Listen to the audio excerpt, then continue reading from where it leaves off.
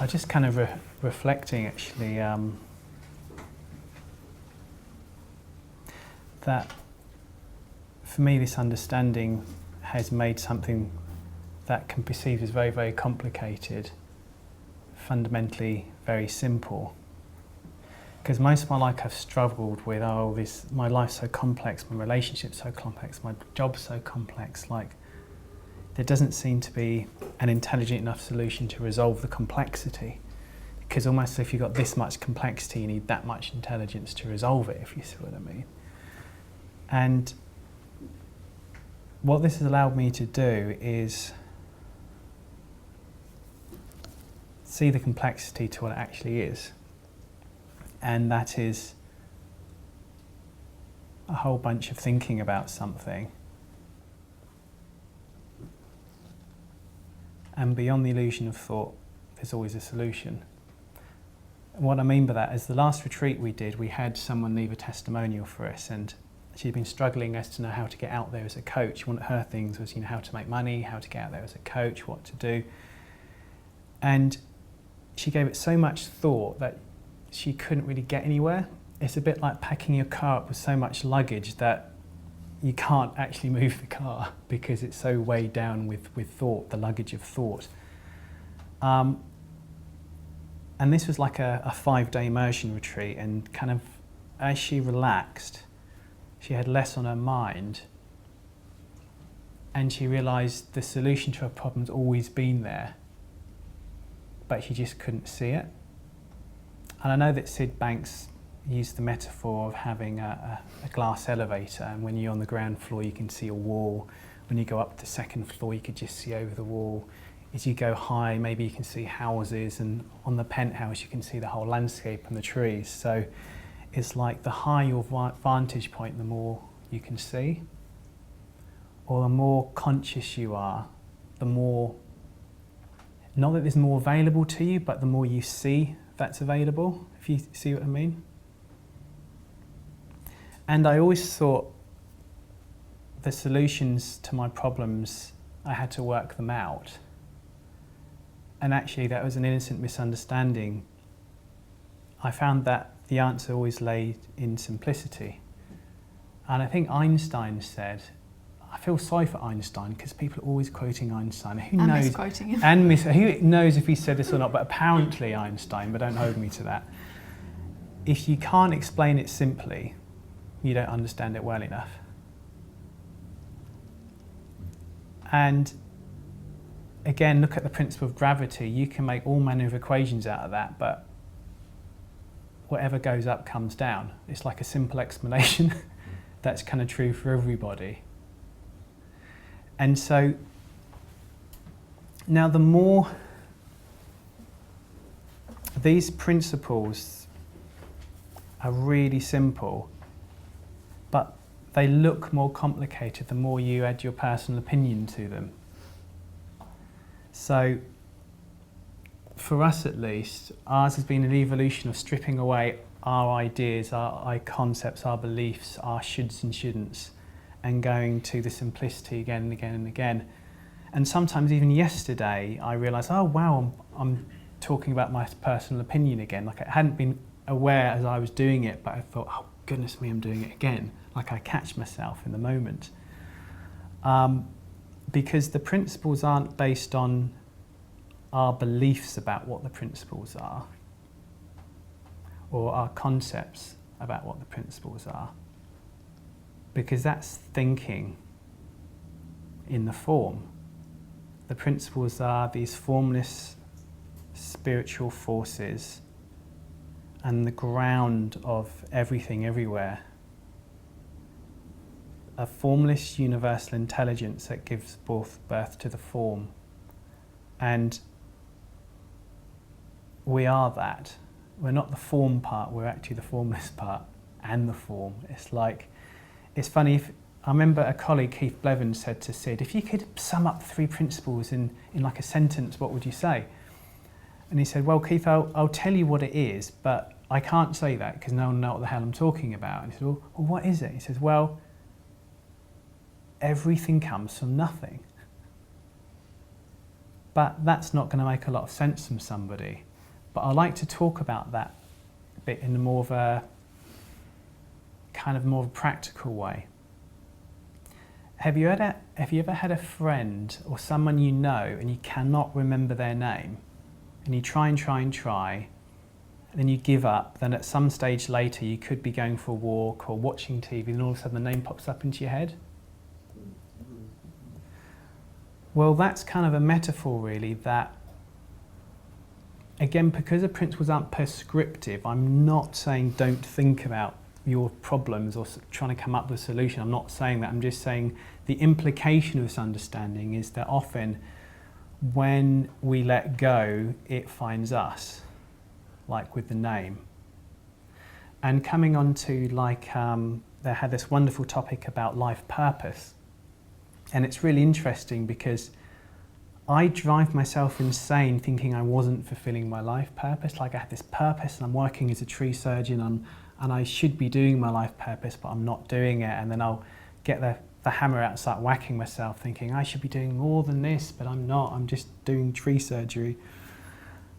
And like with the name, when I came across this, I gave up my concept of life purpose and who I thought I was and what I think I should be doing. And then like with the remembering the name, the answer found me. But it didn't find me as, oh, I'm going to work with dolphins, or I'm going to do this. It used me as stepping stones, meaning that my wisdom in the moment guided me in that moment to do things. And it's part of that overview was physically creating the Three Principles movie site, and another part of it is we're filming a documentary on the Three Principles, which is going to go much more global than the Three Principles movie site ever has.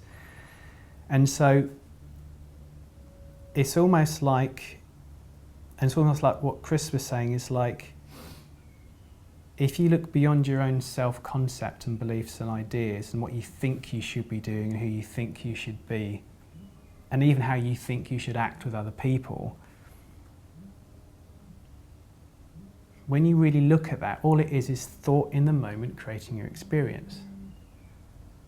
Okay, and now like at lunchtime, I just fancied going for a walk, but my thinking was like, I shouldn't be going for a walk. I should hang out with these guys, I should talk to them.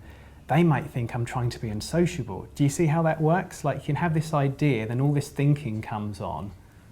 And if I go for a walk and someone sees me, they're going to think that, oh, Rudy's too arrogant to hang out with people, okay? The way the thinking works. Now, in the past, I would have kind of taken that seriously and thought that was what was going to happen. But it's like, I don't care. It's like if you've got a drunk friend, they're really drunk, and they come up to you and they tell you loads of stuff about things, you're less likely to trust what they're saying in that moment. Do you know what I mean? Because they're kind of inebriated. And it's like, when you see the illusion of thought, you kind of have a sense of the inebriated kind of thinking and the thinking that's actually a bit more helpful. I don't know if that makes sense, but it doesn't stop thought. It wakes you up to the illusion of thought. You're just thinking in the moment, and what you're thinking doesn't have to be an instruction on life.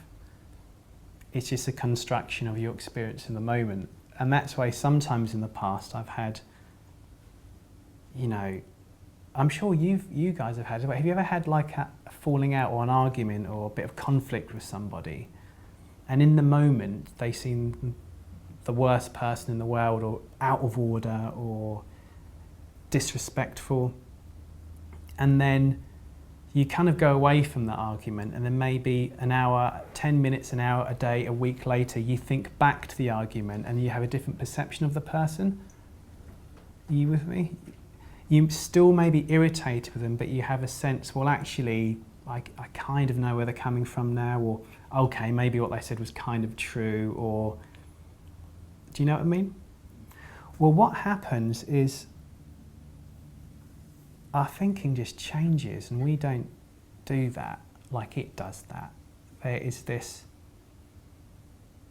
isness, nothingness creating the allness. and it's working perfectly. And we're just living the illusion of that, and we don't need to do anything. We don't need to make it better or analyse it or try and do it better. We just understand the system of how it's working, and then we naturally work better. And it's funny now, for me, this is Rudy's personal belief, I don't believe in life purpose anymore, whereas before I did. I know if I'm following my wisdom in the moment, I love my life a lot more, and it happens to be really helpful for other people. I don't want to burden myself with concepts that I can hold myself to. It's like we're creating, and we were driving through London, and we passed an area that was mostly, maybe Arabic, where the women had is it the burqa, where they cover the face? Then we went through like a Jewish area, and all the guys were dressed in black with the hats and like the ringlety hair. And then we went past like loads of lots of Indians with sandals and these beautiful, colourful, flowing robes and things. And it just occurred to me, wow, our concepts clothe us. The idea, the thinking about society, the thinking about religion, all it is a group of people thinking in a similar way about something. And I don't mean that to be at all disrespectful to religion. It's basically a group of people who think in a similar way, and so they all dress in a similar way. And there's nothing wrong or right with that. I'm just saying that even how we dress is informed by how we think. Like you were saying, what you used to wear at 16 is different from what you wear now. And I wouldn't be seen dead wearing this when I was a teenager, because this is stuffy and, uncool, but I'm wearing it now and I'm quite happy. So, although I've been talking about thought, this is the kind of like the form of the formlessness going on within our minds. And it's just, what's been really amazingly helpful for me is that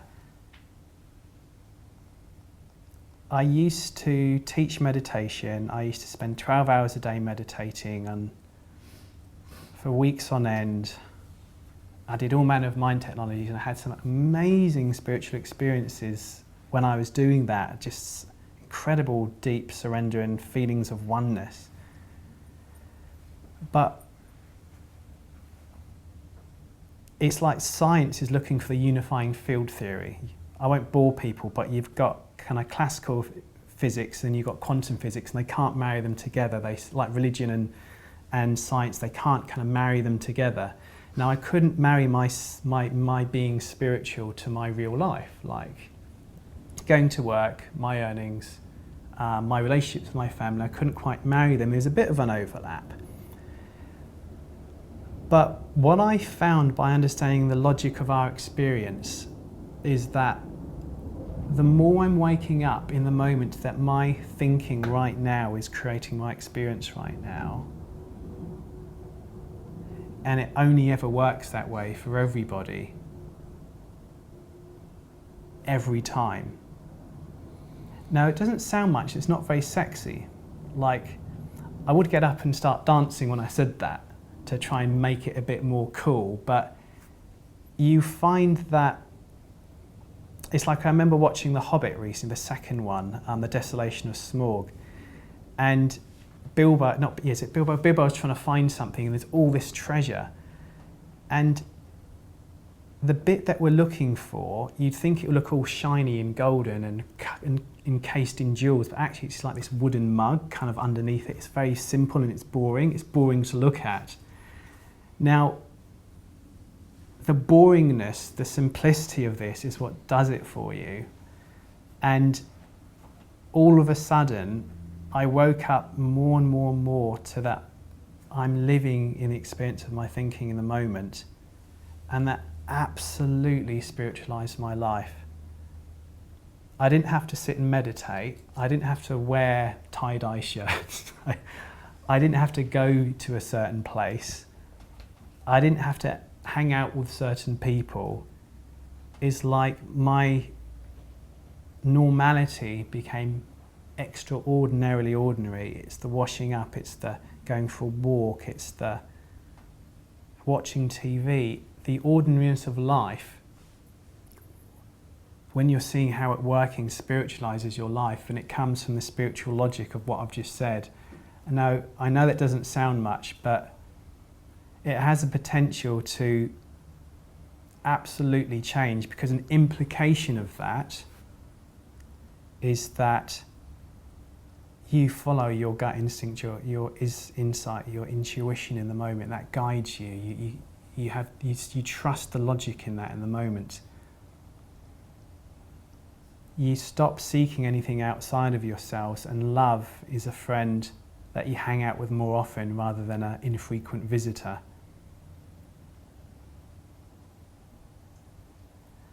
And your peace of mind,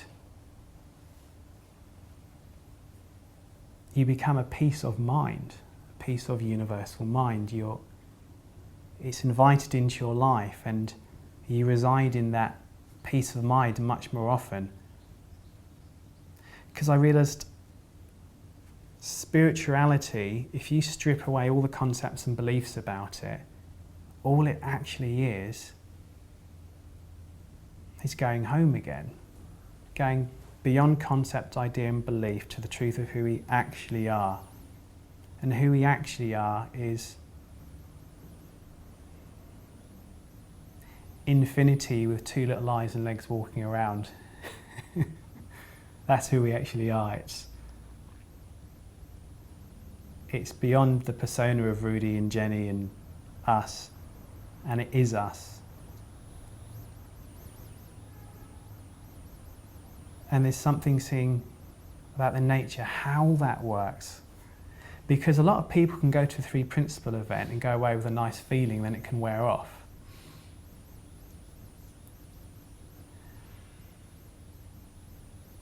And there's information in the feeling that touches our hearts. But when we wake up to the spiritual logic of how this is working, it's more like a takeaway. It goes with you and it stays with you. And when I say it's a logic, because it sounds scientific, but the fact is that I know we've been talking quite maybe esoterically, or what's the other word? Like there hasn't been much to grasp at the weekend, and there's kind of a reason that's happening. But what I can always rely on is that, not just for me, but for everybody, their experience is thought created in the moment. Like we are creating our experience right now. And I remember one training we went to, we did some training for, I won't even say who it was, but we did this training for a huge organisation. And we only had like 3 hours with them. And so we went around the room and said, how was your experience of the 3 hours? It's a bit like a trailer of the 3 Principles. And people going, yeah, it kind of made sense. Yeah, I kind of got a nice feeling. I'm not really sure what it's about, but yeah, I'm kind of pleased. Other people are like, oh my God, it's changed everything. I totally understand. I just understand why people do what they do. It's brilliant. Other people are like, not really sure. Got this other person, and he pointed at me and went, you've been talking bollocks for 3 hours, like that. And I was like, oh my God. And then in that moment, I found it so funny. Okay, in another moment, I may have felt bad. Oh my God, I'm not very good at this. You know the way thought can work to create your experience. But I found it amusing, and I did my best to kind of move my mouth so I wasn't disrespectful and laughing. But then we went round, and then I used that as a teaching point, and I said, so isn't it interesting that all of you have heard the same thing? It's like I'm not locking half you in another room and doing a different presentation. You all heard exactly the same thing. And we've got 10 different versions of what you've heard. So this woman has heard something's really helpful. This gentleman very honestly said he didn't get much from it. Do you see how that works? And so we all create via our own thinking in the moment, okay, to create our experience right now. And the more we look in that direction, and yesterday was a testament, it takes stuff off your mind, because you don't, like my going for a walk example, I started to have insecure thinking. What would they think? I shouldn't be doing this, blah, blah, blah, blah, blah. Now, if I was following that, I could have ended up in probably having some kind of a panic attack of insecurity. But it's like you hear it, but so what? It's like so much of my life now is like, so what? I don't care what my mind is doing. I just need to let it do whatever it does. It's like I'm not that interested in myself. And when you fall out of yourself, you fall into your true self, or the things that people want in their life. You know, you could call it God if you want to, but you fall into this deeper intelligence that is of everything. And for me, it happens to feel like love, resilience and well-being. I mean, that's just a personal opinion, but for me it feels like that. For someone it could mean something else. For someone it could be clarity of mind and insight, you know. It's just been so helpful for us, especially in our relationship, that we don't have to take what we say seriously about one another. It's like we don't have to take who we think we are seriously. You know, like if you've got this water, you need something to hold the water in. Like there's the plastic holding the water, but we think we're the plastic rather than the water, because that's what it looks like. And so it's almost like reorientates us back to the truth of who we truly are. And a bit like a funnel, for me, if you've kind of got like a funnel, like we put vitamin C in water sometimes, and we kind of put it through a funnel and it goes through into the water. The funnel, for me at least, is understanding the illusion of thought, understanding that I'm creating in the moment with my thinking. That's the kind of catalyst that gives me a truer perspective of my self-created reality. And I'm not saying reality isn't out there and it's not real when people don't wear shoes. I'm just saying that if you look at those sandals, everyone's going to have a different opinion on whether they like the sandals or not. It may seem familiar because someone might have those sandals. To someone else, they may have been attacked with one of these sandals, so it creates a fear response. To another person, they may think it's old granddad sandals. To another person, it's a really cool sandal. Like, that's the thing about the principles. It's not looking at that. It's just saying that I'm creating my experience of the sandals via the power of thought. It's not saying that you're right and you're wrong. It's just saying that's how it's happening. Does that make sense? And so it kind of depersonalizes. And for so many years, I looked at religion and psychology and self-help, and I spent 15 years looking into this and going around the world and sitting in ashrams and studying cutting-edge psychologies and mind techniques. And it's almost like if you've got this massive library full of all of this stuff, and then you manage to squeeze the simplicity of the library down into a book, then you get the book and highlight the best bits, and then you squeeze it into a pamphlet. And then you look at the pamphlet, try and get a common thread, and you create a leaflet. This is kind of like a leaflet. That's why there's not a lot to give you, because it's so simple. But the simplicity of this has the power, and we train facilitators in this. And one of our long-term students who's living in Sweden, she said to me, she's got such a simple understanding of this, that thoughts come and thoughts go, and she kind of feels okay and then she doesn't feel okay, but she's not really attached to any of it. It's just an implication of understanding. And she said she went to a talk, and the person talking about 3 principles, there was a lot of concept, there's lots of things around it, there was all kind of jazzed up, and she was kind of sitting there thinking, oh my goodness, I don't know if I've really got the principles, because there seemed to be so much content here. But when she came home, she realised we're all at different levels of understanding, and the simpler you see it, the more powerful it becomes.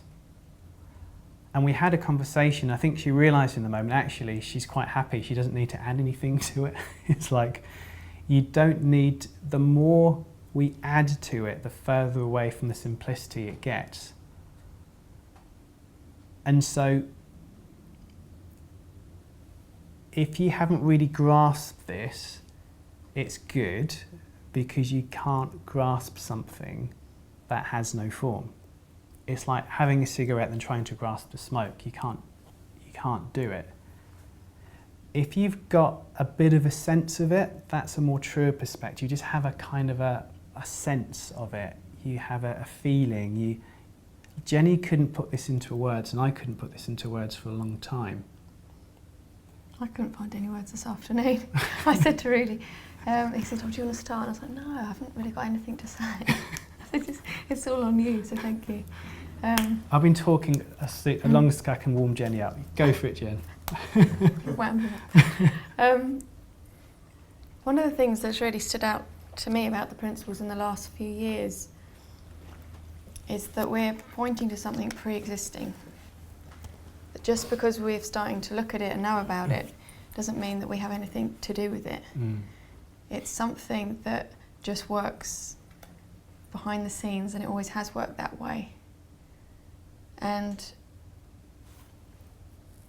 I kind of, for a long time with the principles, one of the things I started to see is that I seem to have more choice in the moment of whether I went down that road or that road. And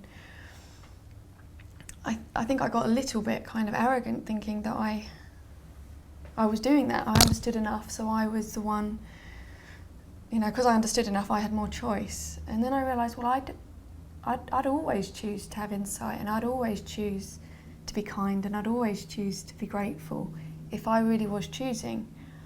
And I started to see that I didn't know where thoughts came from. And I didn't know why I had the thoughts that I had when I had them, and why other people had the thoughts that they had when they had them. That thought just seemed to arise within us.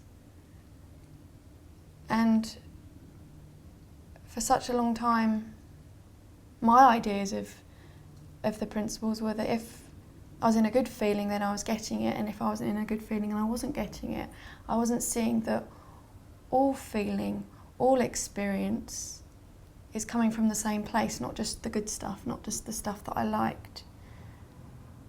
And I think I used the experience yesterday of how I felt since Rudy's dad has passed away, seeing the sacredness in every moment, in the ordinary moments, in the extraordinary moments. I've got to be present at the birth of my sister's 2 children, to see life come in and be part of that. I've got to be present at the death of Rudy's mum and see life change in that way. And I've had a different experience of life, and it doesn't seem to have so much to do with the circumstance. And I like listening to Chris's story of when he was younger, that if someone looking in might have thought, oh, you're really troubled because you keep setting the fire alarms off and what's going on, but it made sense to you and it got you where you wanted to go. And seeing that there's this present wisdom within us, whether we were aware of it or not, it's inbuilt in us as human beings to know how to be in life and how to move forward. And I think we worry ourselves with our own minds innocently and pay a lot of attention because we're not told that we're not just our minds, that we're not just our thinking, that we are these incredible beings. And I think there's clues everywhere, human beings. And one of the things I really love about this is there isn't something to do now. There isn't something to achieve or anywhere to get to, or even anything to change. But you've started to hear about something that's pre-existing and working within you. And the more attention we seem to give that, the more we see of that. Like I said, with the experience of my the parasite I had in my foot, the more attention I gave my foot, the more I did feel the pain. And the less attention I gave it, I could get engrossed in something else and forget about it. Well, I'd spent most of my life looking to the content of my thinking and not liking it, and then wondering why more of it was happening. Like, why was my eating disorder getting worse when I was putting so much attention into making it go away? And just sitting on a course with someone just saying, well, that's just thought. And it seemed quite rude in a way, like, it's not just thought, like this, it's got to be more than that. But then at the same time, I'm like, wow, it's just thought. We have the ability to create via thought, and it's realising that we are mind, conscious and thought in action, in motion. It's not a thing outside or separate from us. This is just how we work in life. And for me, knowing that I don't try and do life so much anymore. I don't try and be a better person. I don't try and be grateful and non-judgmental, because I tried that. I tried so much to be a better person, because we all kind of have a sense that we want to be better people or good people or kind people. But it almost, one of my teachers says it pulls you up by your bootstraps or something. It kind of helps straighten things out for you. You start to see how life is really being created for yourself and for everybody else on the planet. And to me, so often now, it's not logical to be angry at someone else suffering. My heart goes out to them. Whereas before, I try and be compassionate towards people, but I didn't really understand why people did what they did. It didn't make sense to me, because I wouldn't do it like that. And I started to see, well, just because things make sense to me, it doesn't mean it makes sense to other people. We all think differently. And I'd spent a lot of my time trying to get other people to think how I thought. And to suddenly see that what we think is so transitory. What I thought at 16 looked cool and I should wear, I would not be seen dead in now. The music I liked then, I wouldn't listen to now so much. We change our minds without even knowing it, because we're not consciously doing it. It's just the nature of our minds is that they change and we have new ideas. And I remember we talked about the purpose of life in one of the courses, and I think it was Ankash. He said something like, maybe my purpose in life is to have a life of purpose, or something like that. And then there's like a kind of a debate, and everyone had different ideas. And I saw that it didn't really matter, that we can all have ideas and beliefs. But when we were talking about labels earlier, I thought how interesting it is, because I used to have a label of shy, and then I defined my whole life by that. But sometimes I can still be shy. And like, I know for my sister, she felt suddenly she became defined by being a mother, and suddenly she was a mother and that's all she was. And then when they're off at school, she didn't know who she was anymore. So we do define ourselves by things, but it's okay to say, I'm a meditation teacher, but you're not defining who you are by that. That's just what you do right now. And to know that just because our kids are at school now, it doesn't, she's still a mother, she's still a person, but there's something within us all that goes beyond our ideas as human beings or definitions. And I know that at the beginning of the movie site, we were kind of like, we've got to get this out into the world, we've got to help alleviate suffering, and it was a bit urgent in a way. And we got home and you were spending 14, 15-hour days on the computer. And I remember we kind of had a discussion once, like, hang on a minute, like, this is truth, this is life. It doesn't need us to protect it or get it out quicker. We can do our little bit. We don't have to kind of worry ourselves with that we need to change the world. It's like us getting all stressed out and being in that feeling is kind of, when you start to see us as a whole, then you're adding to the stress of the world. And we relaxed, and actually you were spending less time on the computer and getting more done. Because when our minds are relaxed, we seem to be able to be in life more efficiently. We have more clarity. All the things we kind of want and we work so hard at getting seem to come more naturally to us when we settle down. And again, we're not the ones doing that, but we are.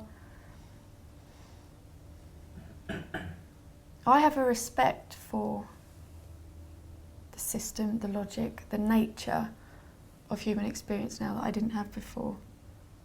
Like, I am feeling more in alignment with how life actually works, rather than all my ideas about how it works and my misunderstandings. And when you were talking about the safety net yesterday, it's like that feeling of grace, that there's something carrying us in life. And even before my understanding, I look back at difficult times, there was something there, cushioning, carrying. And we can always look to that. But to know that by seeing the nature of my own mind and understanding my thought-created reality is giving me the ability to see others and their minds and their thought-created realities. For some reason that does something to us as human beings. It does spiritualise us. Yeah, because I remember a little while ago, after creating the Three Principles movie site, we basically went all around the world on our own budget, videoing this in prisons and jails and homeless shelters and corporations and really across the board. We did it all off our own back because I thought, well, if I wait for funding to do it, it's probably never going to happen, so I'll just do it. We've put it all on a credit card, which everyone said we were utterly insane to do. Well, the interesting thing is some people said, oh my God, that's so inspirational. You must really care for humanity to do that. Other people were like, oh, that's really stupid. How are you going to pay that off? Can you see how we're all using thought to create what we think is experience? So we did it, and then I got to the point, was it 2.5 years ago or something? I think 3 years ago. 3 years ago, where I was basically about to go bankrupt and then I was thinking, oh, those people who said we shouldn't do it, I should listen to them. And you always had the belief that if you followed inspiration, you'd be looked after. Yeah, I had this belief, if you follow your heart, you'll be taken care of. If you go with your inspiration, then the world will look after you, all these concepts and beliefs about that.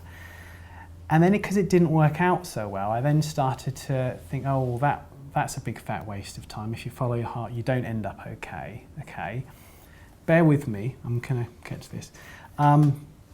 But then what happened is, embarrassingly, I'd been around the principles a long time and I hadn't really seen what I'm talking about. I saw the spiritual nature, but I didn't really see the logic of my experience. And again, they're the same thing, but it depends how you're perceiving that. Anyway, that's kind of by the by.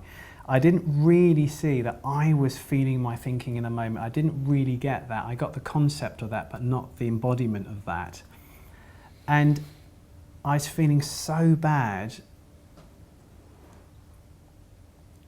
And the thinking coming to me was kind of habitual thinking that I could say I got from my father, my family, was if you've got no money, then you're unintelligent. If you're living in a council house and don't have any money, then obviously you're an underachiever. I couldn't afford to buy my fiance a ring, so obviously I'm a useless waste of space. Can you kind of see all this thinking coming up? Now my thinking was giving me that experience because of my situation. Well, that's what I thought. But when I did everything I could not to go bankrupt, even phoning people and just saying, oh God, is there any way you can lend me some money? Try to get more credit, couldn't get any credit. We were paying £700 a month in interest. I gave up. Okay, I'm going to go bankrupt. There's nothing I can do. And it's almost like as soon as I relaxed about it, I had another thought was, oh my God, you're actually willing to bankrupt yourself for the benefit of other people? Because we're getting emails daily from people around the world who transformed through watching videos, which I thought was amazing. So I had this different thought. Oh, okay, I'm willing to bankrupt myself for people I've never met before. Do you see that? It's kind of like, that's kind of quite altruistic actually.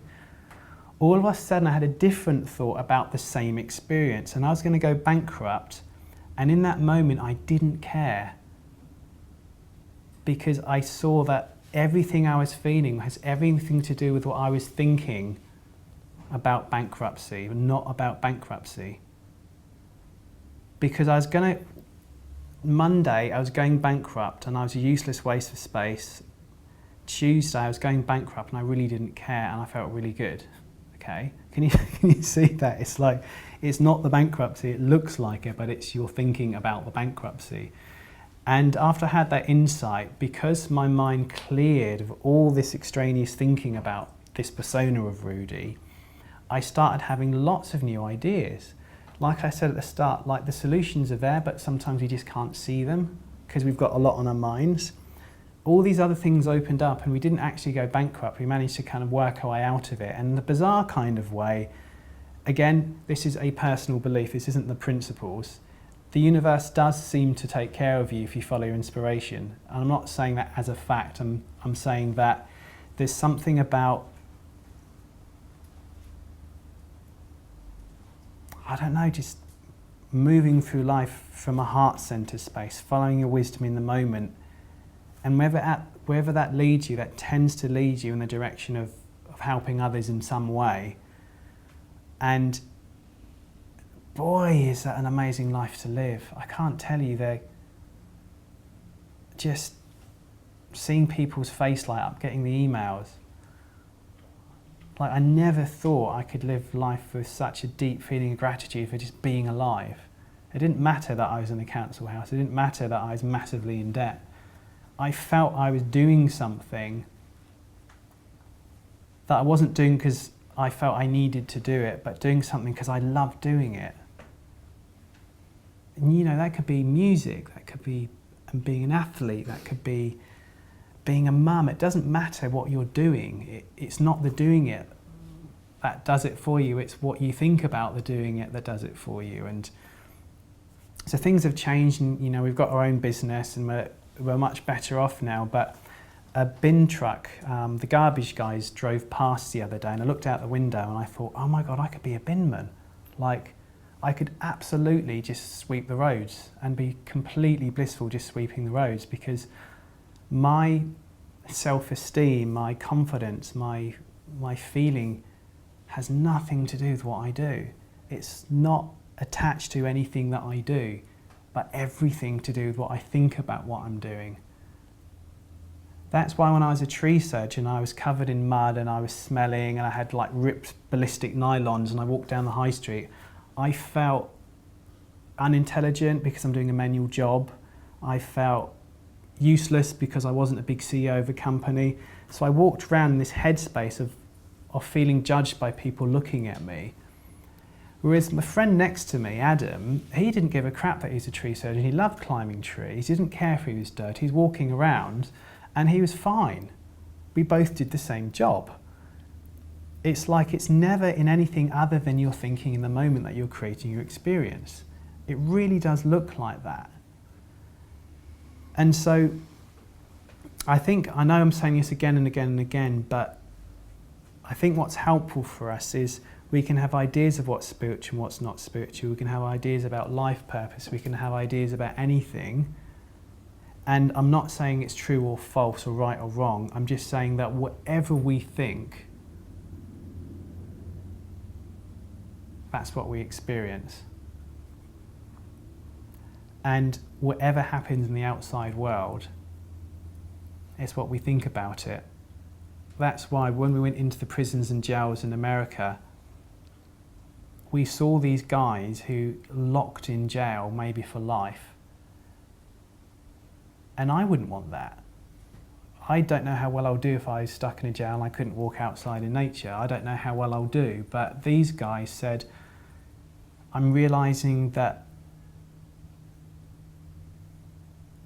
it's my thinking that has been my misunderstanding of thought that has been my prison all of my life, and now I'm in prison and I'm glad I'm here because I get to understand this. And we met people who've been in solitary confinement and they were well. I know that sounds unbelievable. We've got the videos on the Three Principles Movies site, but it looks like if you go to this place, like this spiritual place, it's going to do something for you, but it may do because you think that it does, but it's your thinking in the moment giving you your experience every single time. And although this weekend's been kind of nebulous, there's not a lot to grasp onto, the one thing I know for absolute certainty that works for all of us exactly the same and has always worked that way and is pre-existing is that all of us are going to feel what we think in the moment. And that is going to be our experience of life. And if you want a different experience of life, it can be helpful, but it's not permanent if you try and change things outside of you. So I'm not saying you shouldn't, I'm saying if you have an insight to do that. But it's going to be your thinking in the moment of the thing outside of you that's going to create your experience. So are you with me? I'm done talking, Jenny. You have to say something. I just think one of the things that really struck me is that we'd been together 4 years or something when the whole bankruptcy thing came about, and we'd actually been all right for money sort of in that time until we started this project. We really did worried about money all the time and stressed about money all the time and having enough money and how are we going to make money. And one of the things you said afterwards is that I was on the verge of bankruptcy and I felt financially free. And it was like it lightened a load for you, and you've had with less on our minds, we kind of follow inspiration. We have ideas how to make money. We have ideas with business. When you used to worry, like none of our business ideas really took off in the same way. And it's not to say this is how you should live. It's like we're just telling stories, trying to point out something that's common to all of us of how our experience is created. The stories really aren't important, but it's kind of our way of trying to communicate something that really has little content. Because we could just sit going, like, thought creates feeling, thought creates feeling, thought creates feeling, over and over again. And there's an intelligence to life, there's an intelligence to life. But, or as Sid said, everything comes from nothing. Like, I can't get my head around that. But I do see that, you know, we have an idea and then suddenly there's a website and then suddenly there's a course. Like inspiration comes, thought comes, and then you can create from that. So I kind of get a sense of this something comes from nothing. Like there's, you know, you've not really been thinking about it and then suddenly your inspired thought can become something in the world. And I know we entitled this weekend about social anxiety, but I think we've spoken a lot about the fact everyone's got something going on. Everyone's got something kind of that they've struggled with or suffered with. When we identify with our own thinking as who we are. And that's what's been so fascinating, to see people within big companies who are really successful saying, well, I'm really struggling in my relationships, or people in jails who you'd think their first thing would be like, I'm in jail and I don't know how I'm going to get out, but they're worried about their family. You start to see that there's this commonality, there's something within all of us that's the same, this humanness, this spirit. Like we are all the same, and we make up that we're different, and we get to be different.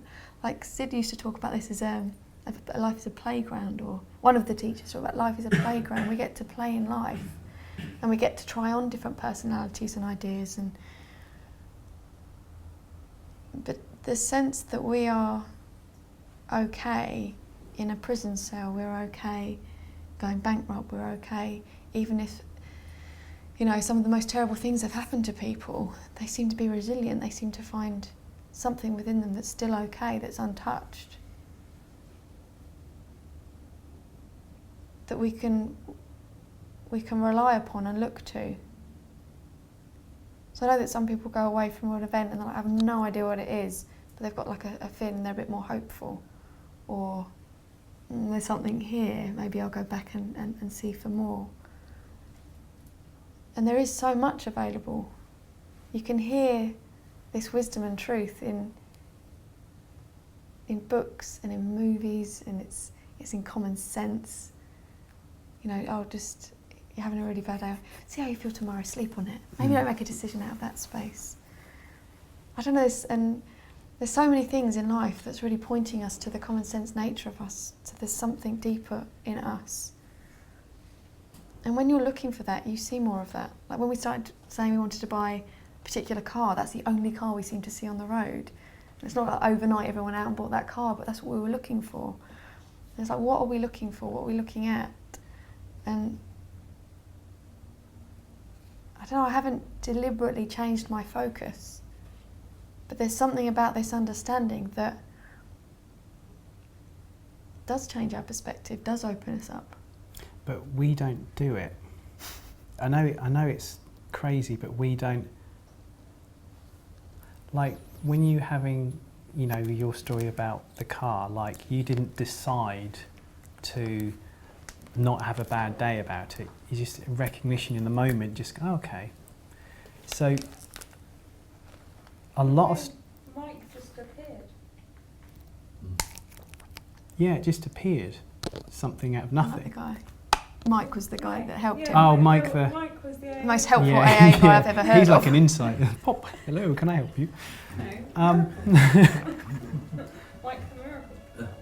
Well, it's like that. It becomes, your life becomes miraculously normal. Like, Cool. What time are we supposed to finish? oh wow, do we need to finish? Got 25 minutes, but whenever. Oh, okay. It's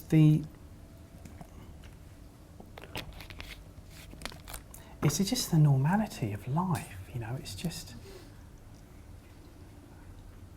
When you were talking about life and death and things, one of the things that had occurred to me was that our first teacher, Dr. Roger Mills, was here 10 years ago and then 9 years ago, and when we started filming the movie site, we got to do what actually was his final interview.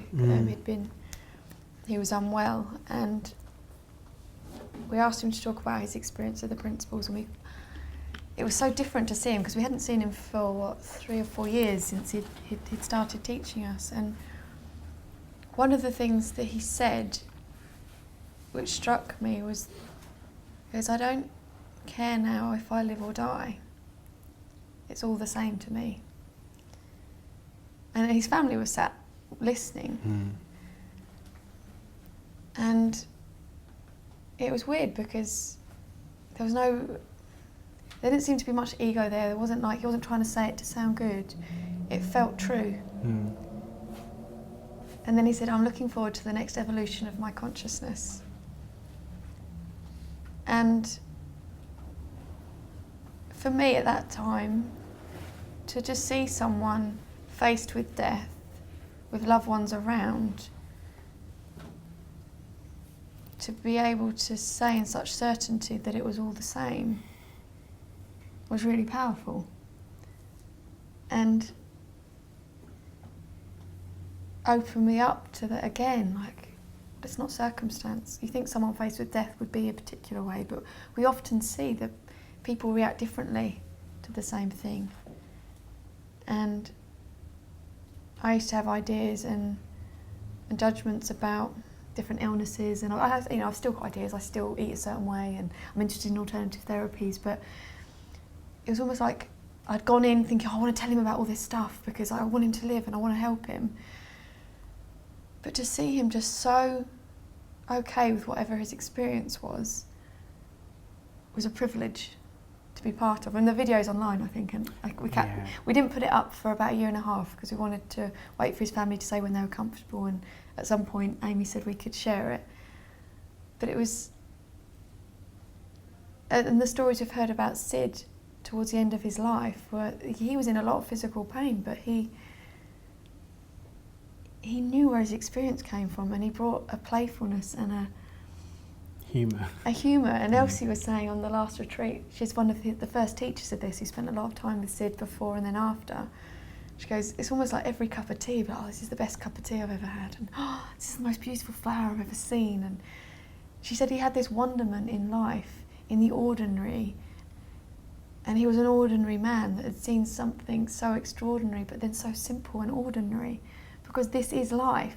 And I think for such a long time I was waiting to be in life and part of life and not realising I'd always been in life and part of life. I'd just been missing it because I've been so in my own head. But this is available to us in any moment. And it's inbuilt in us, like it is literally innate, natural, it's inbuilt in us. And I remember when my mum got cancer and she was slowly starting to, the life was just withering away from her, because I had a lot of beliefs about nutrition and alternative things you can do to get rid of cancer.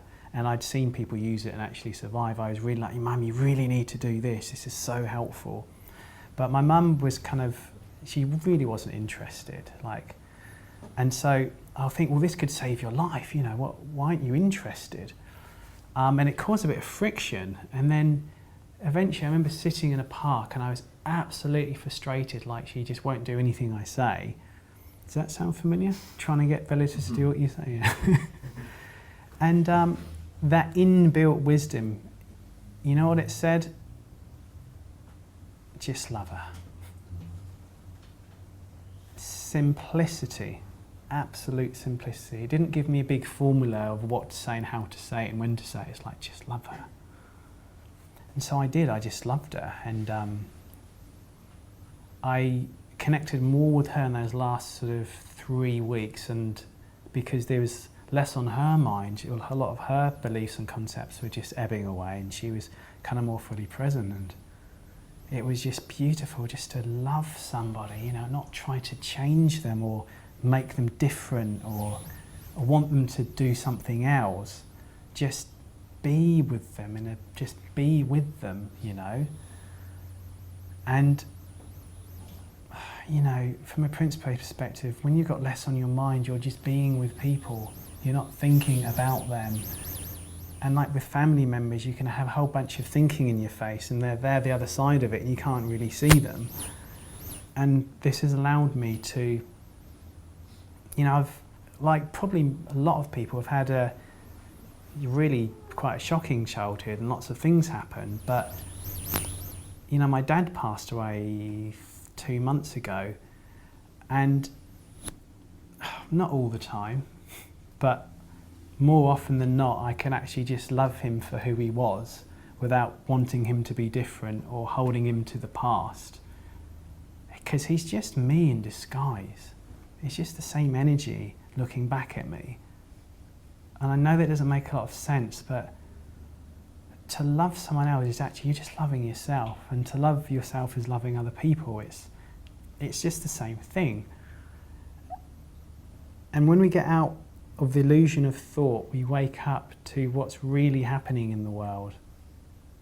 Well, we don't really, but you have a truer perspective on what's happening in the world, and love is an implication of that. Love is just an implication of understanding, and you find you don't need to forgive people, because that's a concept. Forgiveness is just what shows up when you've got less on your mind.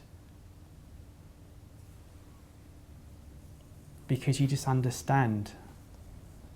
I don't know, it's so powerful, it's so profound, but it's so practical, practically normal. We've been into communities like these hardcore American communities where everyone's hanging out with the trousers around the knees and kind of doing all this stuff and, kind of in your face, and, these real people that has utterly changed their community, because this can come across as spiritual and come up with your own idea of what that means. To me, spiritual just means formless, beyond concept, belief, idea, beyond tinkering to the essence of it. And it does something for people, whether it's a CEO or drug addict or mum or small child. So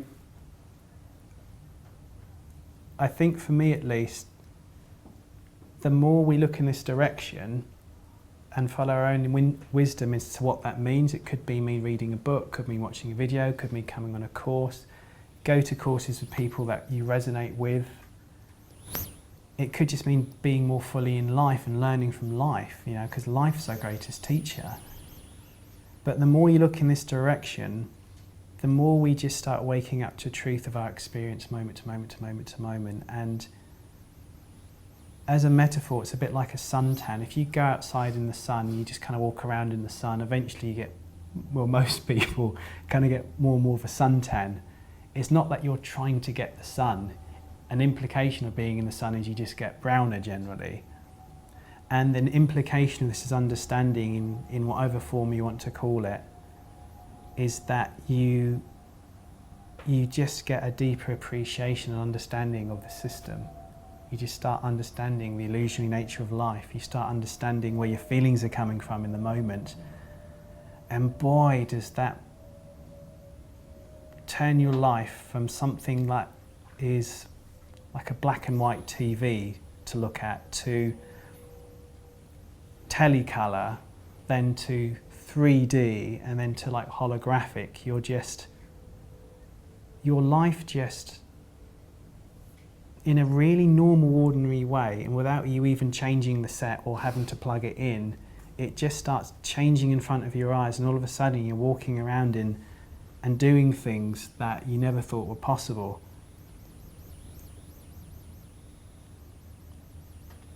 It's like I'm juggling or something.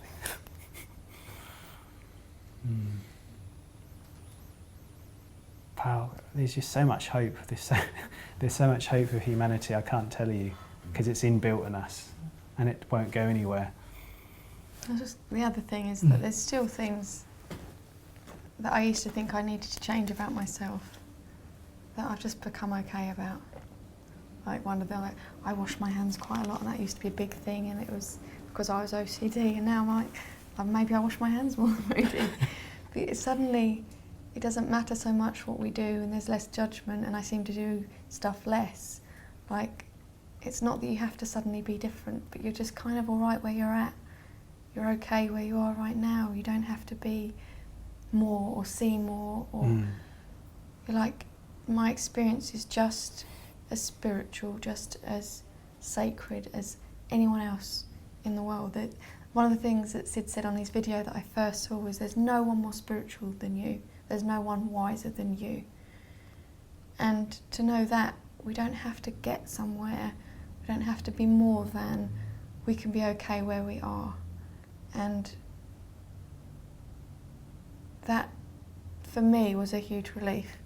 And actually, I have changed a lot in the last 10 years, 9 years, but it hasn't been through work or through effort or for needing. Like, if I hadn't seen any more than what I'd seen then, I was okay, because that was such a relief from how it had been the day before. But to know that we are okay as we are, with all our little quirks, all our beliefs, all our ideas. I've still got loads of beliefs and ideas. Me too. I make meaning out of stuff. But I hold it all so much lighter. Before, I would have fought it and argued it with someone else's ideas. But I could just hold it a bit lighter, and I can change my mind more easily. Like, I used to be really into this, but now I'm not so much. I'm into this. Like, it's just realising we can change our mind. I don't know, that for me was huge. I used to hold on to my ideas and define myself by them. But I haven't got to give them all up. I haven't got to give up anything. But I've just naturally let go of them. And then some of them have come back. And it just seems like there's a freedom within this to be. And whether we see it deeper or whether we see more about it, it doesn't really matter, because it's who we are, it's what we're made of. So there's nowhere to get to. And a lot of people have had the experience with the principles, and I know with many other things, like there's things in the world, people are waking up to this, and they might talk about it in different ways, but they're trying to point us to the same place, and it's a feeling of coming home. That we've been searching for ourselves in the world, and to feel suddenly at home. I guess the metaphor is that, when you're in your home and you're in bed, you feel safe. But to feel that within yourself, wherever you go, that you take it with you, is yeah, like I feel so grateful to be part of this community and to have come across this and to be able to come to events like this and hear different speakers. Like, it's just hearing different people speak from their heart, and everyone's sharing from their heart, wanting to be in service to others. And yeah, so thank you for creating the event and asking us along. You're welcome. And thank you for your humility and your honesty, because I don't know if you guys have noticed, but Steve sits here and he just talks. He's not trying to be polished, he's not trying to be more than he is, he's just being real in the moment. And if he's feeling anxious, actually I'm feeling a bit anxious. He's very human and real, and I think that's wonderful. So yeah, I think that's really good. So I'm so pleased you're just being yourself. That's all I can be, really. Exactly. So how is everyone feeling? Do you feel like we should call it a day? Would it be okay to ask a question? Yeah, sure. You've been saying a lot about how we create our experience in the moment through thought, and that a lot of thoughts are very transitory, and so if we wait we'll have a new thought. But I've found that I've had a very consistent kind of dysfunctional thought, and for me it's around, I feel very embarrassed to say this, but it's around what I think my weight should be. Since I was 10 years old, I haven't eaten naturally a single day. I've been severely overweight, anorexic and bulimic. And I feel embarrassed. I feel, oh God, I don't want to draw any attention to my weight, because everyone will think, you're not thin enough to have, you can't have an eating disorder, you're too not thin enough. And I really can see that I'm creating my experience from my thoughts, and that my thoughts are very dysfunctional and unhelpful. And I'd really like to change that way of thinking. And I wondered what you would say about that. I'm kind of guessing you might say I shouldn't try and change the way of thinking. I should kind of leave it alone. And I'm kind of a bit, I really, really want that way of thinking to change. Yeah. And I'm kind of confused about what I should do with that. Well, there's a way in which the more I know this isn't give much form, but it is totally answering your question in a bizarre kind of a way. It's almost like we can have habitual thinking patterns. So yours may be, about your weight. Mine very much was worry about money. Jenny's was jealousy. Maybe yours was shy and anxiousness. And we all have our Achilles heel, and we may have shared Achilles heels, or may all be different for everybody. So there could be like an issue, so to speak. Habitual thinking that we really don't want to have anymore because it's not very helpful.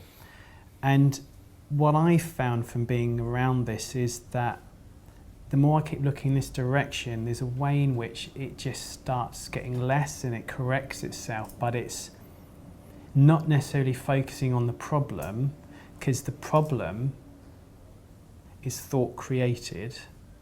No, it's not personal to you, it's universal. We all do it, It's thought created, and when you look in this direction, you start getting a feeling, a sense of how thought works, and an implication of that understanding is that you may still get that kind of thinking, but instead of being like a level 10 seriousness, or that you must do, or bothering you, it starts kind of toning down. Because I could still get, because I was painfully shy and anxious and always having panic attacks up until I was about 18, I can still have that kind of thinking, but instead of being like a level 10, it's kind of gone down to a level 2.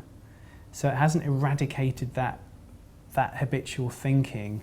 Well, it kind of has to an extent, but mostly is like it's turned the volume down on the loudness or the uncomfortable feeling about it. And I remember there is someone who really quite high up in the community worked with someone with OCD, and he spent a long time, like 10 days with this person over a year. And I said, well, how's the guy now? Expecting him to say, oh, he hasn't got OCD anymore. And he said, well, to be honest, a lot of it has dropped away, but he still has OCD tendencies, but you know what, he's just okay doing it. Like, he doesn't feel bad about, I don't know whether it was washing his hands or turning the light, I don't know, whatever, however it manifested, he's still doing a lot of it, but he's okay with just doing it. Like, it wasn't a problem to him.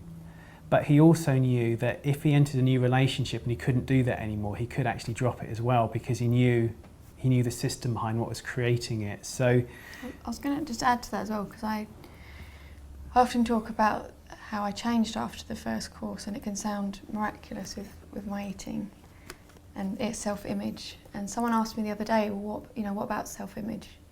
And what about, I said, to be honest, for such a long time, even after learning about this, I still had a lot of the same thinking. And sometimes it really controlled me, what I was going to, I had certain things I would wear, certain things I wouldn't wear, certain, there's a lot of rules around food. And actually I kind of replaced some of the unhealthy things with healthier things, but still quite a preoccupation with food. And all I can say is that in looking back, how things seem to have fallen away without me doing anything, which seems surprising because it feels like the biggest thing and issue that we need to change, and it feels so important, but the less we focus on it as being such a problem, and like for me, I started doing a bit more. I started being in life a bit more and hanging out with people. Like, I'd close myself off because I needed to get better before I could be in the world. I just couldn't think about anything else. But to know that I had resilience was really hopeful to me. yeah. And to know that beyond my crappy thinking, there was something whole within me, gave me a bit of hope. And it seemed that, I'd go down that road, but not quite as far. And then, like just recently, just silly things, like I realised I was going to the gym and I wasn't wearing makeup. And I was going to the gym and I wore leggings, like I never would have worn leggings. It was just unthinkable. So and I think you're really brave to share that, because it does seem a bit, like I could get embarrassed by it, but like everyone will have their own version of that. And like I share stories about my jealousy now. Like I used to be so ashamed of my jealousy. I was so ashamed of that kind of thinking because I saw it as different thinking.